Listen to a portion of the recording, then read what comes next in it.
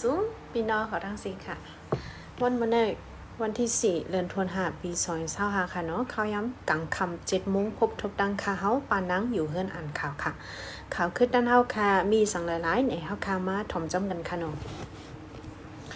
แล้ววันเมื่อนี้เนาะจะเวลาเสี่ยวห้องการไผ่เริ่มไหลค่ะนะไผ่เฮืองสายยาก็ว่าแต่เข้ามาเหตุการณ์เอาเนี่ยค่ะนะมีลองตั้งมาเก็บปัดเพียวเฮ็ดลองหมดเสือนี่ค่ะเนาะเก็บอยู่เก็บยากกว่ายาวนี่ค่ะนะอันนั้นก็เป็นอันข่าวลีโหนึงค่ะเนาะแต่พี่น้องอันมองไปเวงลาเซียวให้โปกัดเย็นหมดเสือเจานั้นค่ะนะในก็โหนึง อำหึงอำนั้นในค่ะว่านะผายโฮเฮ็นลงปองจึงเขาก็เตปึดผุยกว่าปันในค่ะว่านะในก็โหนึงยาวก็ผายลุ่มห้องการผายลงปองจึงเขาลุ่มกูผายกำพองได้ผุยไว้ยาวในค่ะนะก้อยกะว่าการลุ่มการใจได้ก็กวนเหตุการณ์มันไปแผ่วเลยว่าหือไปตูตั้นเลยว่าหือการลุ่มได้ก็ผุยไว้หลายๆก้อยไปหับเหตุการณ์ปันอีสังในค่ะว่านะในก็ไหลฮูมาแทงเนาะอันตึกเขาตีเขาตั้งเหตุการณ์ในลีเมื่อเร็วแต่ก็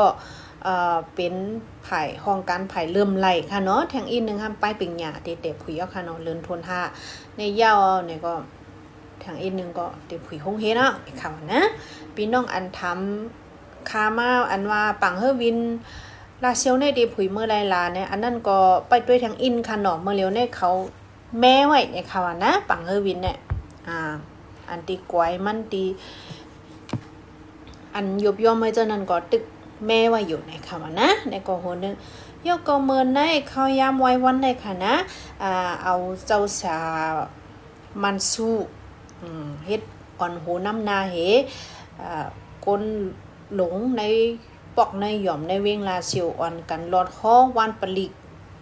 ตั้งเว้งในค่ะว่านะในเวงลาเซียวค่ะนะลอดข้อวันปลิกตั้งเว้งเนี่ยค่ะว่านะในก็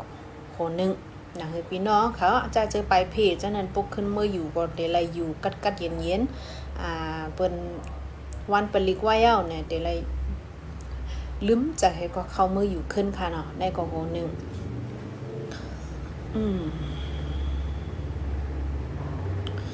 เย้าก็พวกข่าวลีมาเย้าก็ข่าวเลี้ยมเดลัยมาเนาะดีตึงตึงเวงเหลือนั่นค่ะนะตึงตาเหลือดีใจเวงมังกุฎในค่ะนะนาดีกุมกำซึกตะอ้างเตียนLAดีวันสินควาในค่ะนะภายกองสีซึกมันเอาเฮวินเมื่อปล่อยให้ไทยมีนางยิงกองหนึ่งลูกตายกว่าในค่ะนะเมื่อในกังเนอะ10 โมงครึ่งในค่ะเอาตั้งหมัก250 ป่องในก็มือปล่อยใส่ในค่ะนะก้นหวัดเจ็บก็มีอันลูกแล้วกว่าก็มีในค่ะนะในก็โหนึงเย้าก็โคจึกโคแผนอันมีอยู่ที่กุนลงโหปังแม่เย้าเนี่ยค่ะว่านะแม่เย้านี่ก็เฮ็ดให้ลดเครื่องและกาอ่อนเจ้าเนี่ยแผดละเย้าเนี่ยค่ะว่านะในก็โหนึงเย้าก็สืบเสนในที่โคผ่องซึกและโคยินน้องอันอยู่ที่นาตีกุ้มกำว่าเนี่ยค่ะนะอันมีดีใจไว้โหปังไผว่าค่ะนะถอมลีนะไผว่าในแต่ปืนเผามากขึ้นเอาค่ะว่าอันจ้ายิบหมายฝังมันเป็นเจ้ามันเจ้านั่นกว่ามาอะไรขึ้นเอาในค่ะว่านะไผในว่าค่ะนะไผเก้าก้างได้ไปหับตึกเหมือนเก่าตึกอึดไว้เหมือนเก่าลองในยิบไว้มาปงเป็นมันหมายฝังมันอันเป็นเจ้าคือมันก้นคือมันเจ้าในได้โกดได้แลเปิดทางอีกนึงในค่ะว่านะไผ่นาตีกุ้มกำ MNDA เก้าก้างได้ก็ไปเปิดปั้นค่ะว่านะตึกให้หามไว้เหมือนเก่านี่ค่ะในก็โหนึง อันโหย้อยได้นำหนาค่ะนะอันโหลงมันได้ก็ข่าวว่ารู้เอาในข่าวห้างไผ่ห้างมันก็แลเนาะจัดกับปันมันก็เป็นมากค่ะในเฮาคาเตลาดเอาไล่โหย้อยมันแก้ค่ะเนาะกำนำก็ซ้ำอ่ำตูตั้นกันนั่นค่ะนะเพราะว่าลัดนำก็ยืดยาวๆนะลัดนำหนาลงไหนนะเตมาแทงเนาะ เดี๋ยวก็มันได้มีแทงข่าวหลากหลายอันนึงค่ะนะตีเมืองไต้ปอดจันใจเวงอ่องปั้นเป้านี่เนาะกับพ่อห้องเมื่อในวันที่4นะคะนะข้าวยำกังเนอเนี่ยค่ะมีก้นกว่าพันไม่ปลุกเหก็ไฟช็อตเหและลูกตายกว่าเนี่ยค่ะนะตีเนอเส้นตั้งอันกว่าบังตลาดนะคะนะกังเนอมอ7 โมงใจเวงอ่องปั้นเนอปอกเลโยนาเรียนไม้1ก็ลูกตายกันในชื่อห้องว่าอูวินอาสัก50 ปีมอกไหนนะคะนะกว่าพันไม่ปกเลยค่ะไม่ปกในซ้ำมันต้นสูงต้นใหญ่ยาวกว่าร่วมกว่าเนื้อสายไฟนี่ค่ะนะร่วมกับเนื้อสายไฟเนี่ยมือไฟมาก็นั่นหูนั่นขนาดเนาะมันซ้ำไม่ปกมันร่วมกับเนื้อสายไฟมันก็จันเอาไม่ปกมันเนี่ยค่ะว่าพองย้ำนั่นก็หนึ่งกับเนี้ยไฟช็อตเห็นลูกตายกว่าทางดีเนี่ยค่ะเนี่ยก็ย้อนเป็นฝั่งพี่น้องเขาต้นไม้ต้นสังปเดพันเดยังนะแค่ต่อฟังใหญ่ๆนำค่ะเนาะในกโหนึงค่ะภายซึกร้อยได้ก็ออกมาเกข่าวออกมาปืนข่าวนำนะคะนะเมื่อเนี่ยนะมีหลายๆโหเดี๋ยวปค่ะเฮ็ดยาโหหุ้มค่ะก้อยเตมาลัดเนี่ยทางเนาะก้อยกามันก็บ่มีอันหลากหลายสังนังเก่าค่ะนะมันก็เตเป็นหมอก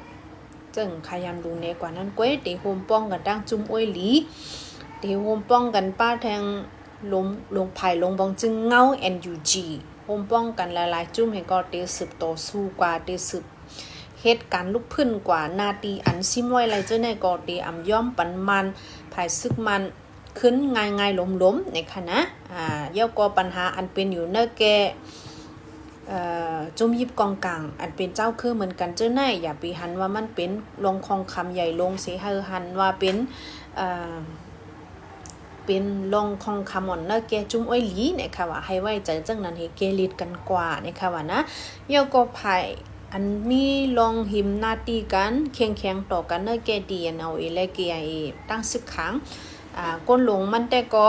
2 ป่า 2 ภายฮบทบอุบกันเฮต้าก็ไปตกลงกันไล่ในค่ะว่านะตีว่าจะหือเนี่ยก็เข้าคาแต่ไล่ป้าด้วยแทงค่ะโหได้นะอุบกันไว้จะหือก็มันไปตกลงไล่นี่ค่ะว่าอันนี้ก็ไปจ้างเอาออกมาลัดไล่ในสื่อข่าวนี่ค่ะว่านะตกลงกันแต่ก็มีไว้ก่อนก็กะว่าอุบกันไว้จึงหือโหย่อยมันน่ะเนาะนาทีในเผาเตเอาสุขไลจึงหือเนี่ยอันนั้นไล่ย่อยมันไปมาค่ะนะในก็เฮาค่ะเปิดถอมด้วยแทงตอนนึงเนาะตอนต่อวันเมื่อในได้ก็ข่าวขึ้นตาเนาะค่ะสุดยอดดีในยค่ะนะจบไว้พบทบกันแทงค่ะเนาะยินหลียินจมตีเข้ามาตัวและตีมาติดตามปันกูกนค่ะนะ